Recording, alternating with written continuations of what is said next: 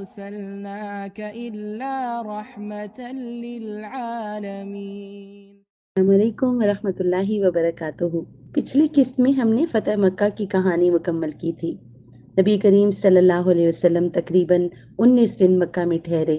اسلام کی قریش پر عظیم فتح اور فتح مکہ کے بعد اسلام قبول کرنے والوں کی بہت بڑی تعداد نے کفار کو حیران کر دیا۔ کئی قبائل اسلام کی طرف آئے، انہوں نے اسلام کو قبول کیا۔ ایک بڑا مرکز باقی تھا اور وہ تھا طائف کا۔ طائف وہ شہر تھا جہاں رسول کریم صلی اللہ علیہ وسلم مدینہ ہجرت سے پہلے تشریف لے کر گئے تو وہاں کے لوگوں نے ان کو بہت تشدد کا نشانہ بنایا، پتھر مارے اور وہاں سے نکال دیا۔ حوازن اور سقیف یہ دو قبیلے تھے کہ جو طائف کے سرسبز و شاداب مضبوط شہر کے قبائل تھے، اور یہ مکہ میں مسلمانوں کی فتح سے خوش نہیں تھے۔ ان کافر قبائل نے خوف کے ساتھ دیکھا کہ بت پرستی کا تو خاتمہ ہونے جا رہا ہے۔ تاہم حوازن جو تھے وہ قریش کے پرانے دشمن تھے۔ قریش کا اسلام کی بڑھتی ہوئی طاقت کے سامنے سر جھکانا انہیں بت پرستی کا بلا شبہ چیمپئن بنا چکا تھا۔ اب انہوں نے مسلمانوں کو گھٹنے ٹیکنے اور قریش کی گرتی ہوئی حیثیت پر اپنی شہرت بنانے کی امیدیں پالنا شروع کر دی۔ چنانچہ انہوں نے دوسرے کفار جو رہنما تھے ان کے ساتھ سازش کی اور مسلمانوں کے خلاف جنگ کا فیصلہ کیا۔ اس وجہ سے سقیف سے جتنے بھی سفیر بھیجے جا سکتے تھے وہ انہوں نے بھیجے، اور تقریباً 20,000 سے زیادہ کافر جو لوگ تھے وہ ملک بن عوف کی قیادت میں بت پرستی کی حمایت میں جمع ہو گئے۔ نبی کریم صلی اللہ علیہ وسلم کو جب یہ خبر ملی کہ مکہ کے باہر تو ایک بہت بڑا لشکر جمع ہو رہا ہے، آپ صلی اللہ علیہ وسلم نے ایک جاسوس بھیجا تاکہ اس کی خبر کی تصدیق کی جا سکے کہ مخالف فوج حنین کی طرف مارچ کرے گی اور ان کے پیچھے ان کا مال بھی ہوگا، خاندان بھی ہوگا۔ تو یہ ساری پوزیشن اور ساری ان کی معلومات لے کر آئیں۔ تو جغرافیائی پوزیشن کی وجہ سے طائف پر فوج کے ساتھ تو حملہ نہیں کیا جا سکتا تھا کیونکہ یہ پہاڑوں کا علاقہ تھا اور یہ کوئی میدانی علاقہ تو تھا نہیں۔ تو اس موقع پہ پیارے نبی صلی اللہ علیہ وسلم نے اپنے صحابہ سے مشورہ طلب کیا۔ جیسے ہی یہ جنگ تھی، اور یہ تو فتح مکہ کی ایک عظیم فتح کے بعد ایک اور جنگ جو ہے وہ تیار کھڑی تھی، نبی کریم صلی اللہ علیہ وسلم نے اپنے صحابہ کرام کے ساتھ مشورہ کیا اور حکمت عملی بنائی، اور وہ یہ تھا کہ دشمن کے محاصرہ کرنے کی صورت میں مسلمانوں کو تو نئے ہتھیاروں کی ضرورت ہوگی۔ تو چنانچہ آپ صلی اللہ علیہ وسلم نے صفوان ابن امیہ اور ابو سفیان سے، جو کہ ابھی بھی مسلمان ہوئے تھے اور فتح مکہ کا واقعہ ہو چکا تھا، اور مکہ میں تو کافی لوگ جو ہیں رسول اللہ صلی اللہ علیہ وسلم کے ساتھ شامل ہو گئے، تو یہ اسٹریٹجی بنائی گئی کہ ان سے بہت سے ہتھیار اور زرہیں مستعار لی جائیں گی۔ پیارے نبی صلی اللہ علیہ وسلم 6 شوال کو مکہ سے روانہ ہوئے اور 10 تاریخ کو حنین پہنچے۔ وہاں تقریباً 12,000 افراد تھے، 10,000 صحابہ اور 2,000 مکہ سے، جن میں زیادہ تر لوگ مسلمان تھے لیکن سب نہیں تھے، لیکن سرنڈر کر چکے تھے۔ تو جیسے ہی مسلمان مارچ کر رہے تھے، کئی لوگوں کو اپنی بڑی تعداد پہ بڑا فخر ہوا کہ یہ تو ایک بہت بڑی تعداد ہے۔ اب دشمن یقیناً 20,000 تھے، لیکن مسلمانوں کے پاس اس وقت اسلحہ بھی زیادہ تھا، توپ خانہ تھا، اور اس سے پہلے کی جتنی بھی جنگیں ہوئیں اس میں تو اتنی بڑی تعداد میں نہ گھوڑے تھے، نہ اونٹ تھے، نہ اسلحہ تھا۔ اس دفعہ بہت مختلف حالات تھے۔ مسلمان 4 دن کے بعد رات کو حنین کے کیمپوں میں پہنچے، انہوں نے نماز عشاء ادا کی، اور ایک صحابی نے رات بھر کیمپوں کی حفاظت پر آمادگی ظاہر کی۔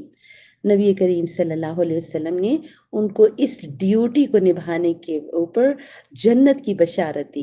اب دشمن بھی ادھر تیار تھا اور وہ بھی تیاری کر رہا تھا، تو اس نے یوں کیا کہ سبقت حاصل کرتے ہوئے حوازن کے علاقے حنین کا انتخاب کیا، جو مکہ اور طائف کے درمیان ایک وادی تھی۔ اس میں ایک تیز ڈھلوان تھی، رستے میں کئی تنگ مقامات تھے، اور ابن عوف نے اچھی منصوبہ بندی کی اور تیر اندازوں کو اونچے مقامات پر چڑھنے کی ہدایت کی۔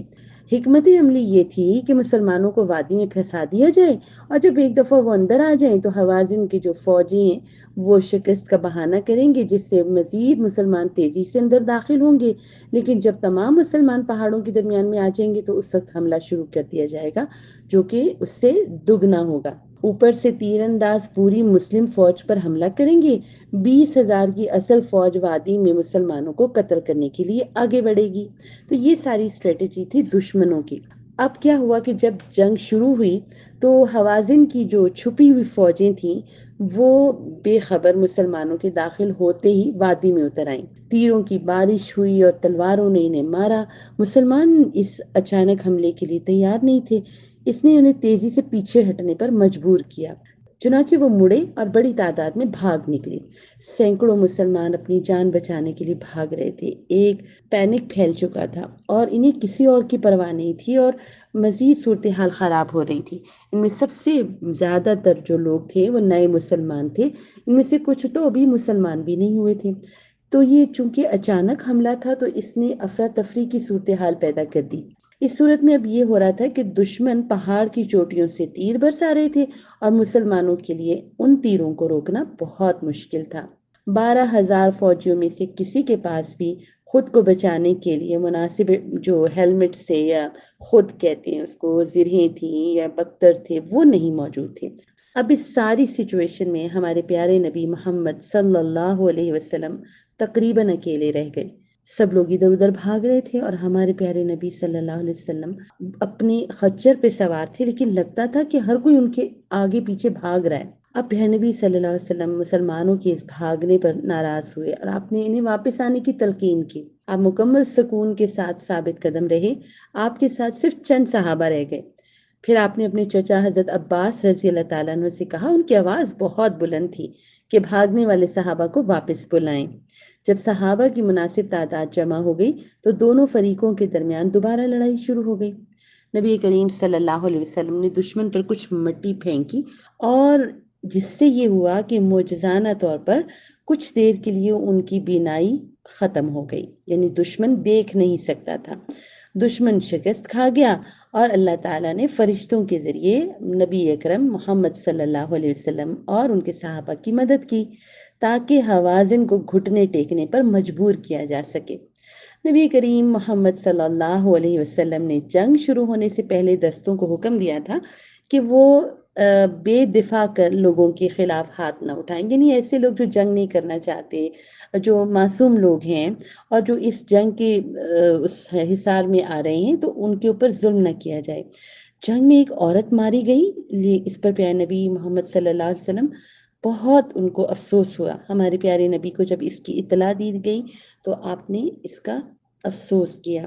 جب مسلمان دوبارہ جمع ہوئے اور آگے بڑھے تو مشرکین افراتفری میں بھاگ گئے۔ ایسا لگتا تھا کہ ان کے پاس کوئی اور متبادل منصوبہ نہیں تھا، اس سے دشمن بھاگ گیا۔ تو بعد میں پیارے نبی محمد صلی اللہ علیہ وسلم نے صحابہ کرام کو حکم دیا کہ وہ وادیوں میں اور پہاڑوں میں ان کا پیچھا کریں تاکہ وہ دوبارہ حملے کے لیے جمع نہ ہو سکیں۔ جنگ حنین تو ختم ہوئی لیکن اس کے بعد کئی چھوٹی چھوٹی جھڑپیں ہوئیں، ان میں سے بعض جھڑپوں میں صحابہ کرام زخمی بھی ہوئے اور شہید بھی ہوئے۔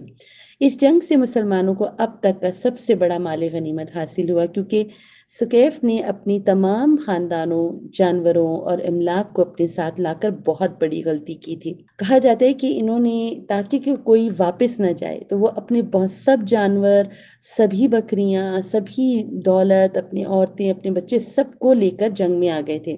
تو جب اندازہ لگایا گیا تو تقریباً 6,000 قیدی، 24,000 اونٹ اور 40,000 بکریاں تھیں جو پکڑی گئیں۔ تو اب کے دور میں اگر آپ اس کو کمپیئر کریں گے تو یہ کروڑوں ڈالرز کے برابر ہے۔ یہ ایک ایسی فراوانی تھی، اتنی چیزیں مسلمانوں کے ہاتھ لگیں کہ جس کا انہوں نے کبھی سوچا بھی نہیں تھا۔ پیارے نبی صلی اللہ علیہ وسلم نے کیا حکم دیا کہ سارا مال غنیمت جورانہ وادی میں جمع کیا جائے۔ صحابہ کبھی اتنی اچھے طریقے سے لیس نہیں تھے، وہ کبھی اتنے آرام دہ نہیں تھے۔ وہ 19 دن سے مکہ میں تھے، اس سے انہوں نے خوب کھایا پیا اور ان کی تعداد بھی بہت زیادہ تھی۔ تو اللہ سبحانہ و تعالیٰ کی طرف سے فتح آئی۔ فتح اللہ کی طرف سے، چاہے ہم کتنے بھی تیار کیوں نہ ہوں، ہم کتنی بھی تیاریاں کر لیں، ہم اس پہ بھروسہ نہیں کر سکتے، لیکن جب تک اللہ کی مدد نہیں آتی انسان کامیاب نہیں ہو سکتا۔ تو ہمارے دلوں میں تقویٰ اور اللہ پر توکل ہونا چاہیے کہ جو بھی ہو، ہماری تیاری جیسی بھی ہو، اللہ ہماری مدد کریں گے اور وہی ہمارے معاملات کو سنبھالیں گے۔ آج کی قسط ہم یہاں ختم کرتے ہیں، انشاءاللہ اگلی قسط میں ملیں گے اور طائف کے محاصرے کے بارے میں پڑھیں گے۔ ہمارے چینل ذی-النورین کو لائک کریں، سبسکرائب کریں اور اپنے دوستوں کے ساتھ شیئر کریں۔ جزاک اللہ خیر۔ السلام علیکم ورحمۃ اللہ وبرکاتہ۔ أرسلناك إلا رحمة للعالمين. Salah Tracker to keep you on track to success, a perfect gift for you and your loved ones.